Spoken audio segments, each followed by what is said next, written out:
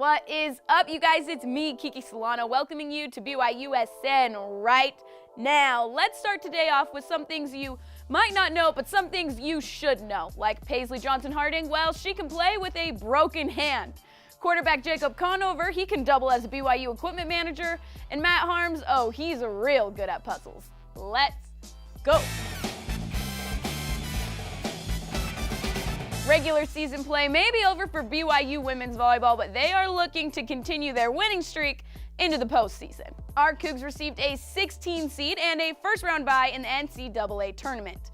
The girls will play on Thursday at 10:30 p.m. Eastern Time in Omaha, Nebraska, where they will take on the winner of the UCLA Rider game. Let's move on to some of our Cougs who had big performances of their own this weekend. But actually, there's so many that we gotta do my BYU in review. Number 2, BYU men's volleyball took down USC in 4 sets on senior night, extending their win streak to 11. After dropping the first 2 games to Santa Clara, BYU baseball bounces back to get the 3-1 dub in the final game of the series. BYU softball swept number 25 Baylor in their doubleheader. To make those dubs even sweeter, Coach Gordon Eakin got his 700 career win. Big congrats to him. BYU track and field has been busy breaking some records. Cameron Bates recorded a 77.17 meter javelin throw, setting a new program record. Oh, and that qualifies him for the U.S. Olympic trials. Wild. All-American Connor Mance ran a 13:24 in the men's 5,000 meter to set a new school record. Number 17, BYU women's soccer tied St. Mary's 1-1 in double overtime. And finally, number 12, BYU gymnastics has their season come to an end after scoring a 186.35 in NCAA regionals. Congrats to the girls on an amazing season. Whew, I can finally breathe. I really tried to do that in 30 seconds. How'd I do? Maybe okay? All right, I'm gonna get straight into it. This year, Matt Harms, like all other athletes, get an extra year of eligibility if they would like to use it. So when Matt Harms posted this picture saying he's weighing his options, well, you can sort of see why Cougar Nation all started freaking out. Now, if that wasn't enough to keep us on our toes, he also posted this to his Instagram story. Pictures of a gift from Mark Pope. And on his story, he asked, "What do you guys think I should do?" Matt, are you kidding me? I mean, we all think you should stay. Look, I've never had to give a recruitment pitch, but I think this is the closest I'll get to a mini one. Matt, Cougar Nation loves you.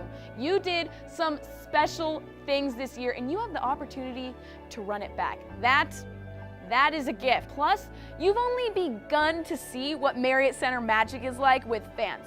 Trust me, you want another year of that. What I'm really trying to say, as clear as day, is Matt Harms, stay at BYU for another year. I want you to stay. Now let's move from men's hoops to women's hoops. We all know that BYU women's hoops had a great season. They were tough, they battled, and they balled out. And well, it turns out they're even tougher than we thought. Paisley Johnson-Harding posted on her story that in the first game of the NCAA tournament versus Rutgers, she broke her hand towards the end of the game. Not only this, but she kept playing. And yes, she even sunk her free throws with a broken hand. Good news is, early last week, she had a successful surgery, and though it was rough at first, looks like she's doing well now. She make it clap, clap, clap. She make it clap, clap, clap. Get well soon, Paige. On to football. Look, we're always talking about the quarterback battle, and I get it. But how about we talk about something that one of our quarterbacks is doing off the field? BYU Equipment posted a video on Twitter showing Jacob Conover doing recon in the equipment room. That is next level. But according to him, the equipment room, it's just where the magic happens. Dude, this is the best equipment room in the nation. We got the best guys.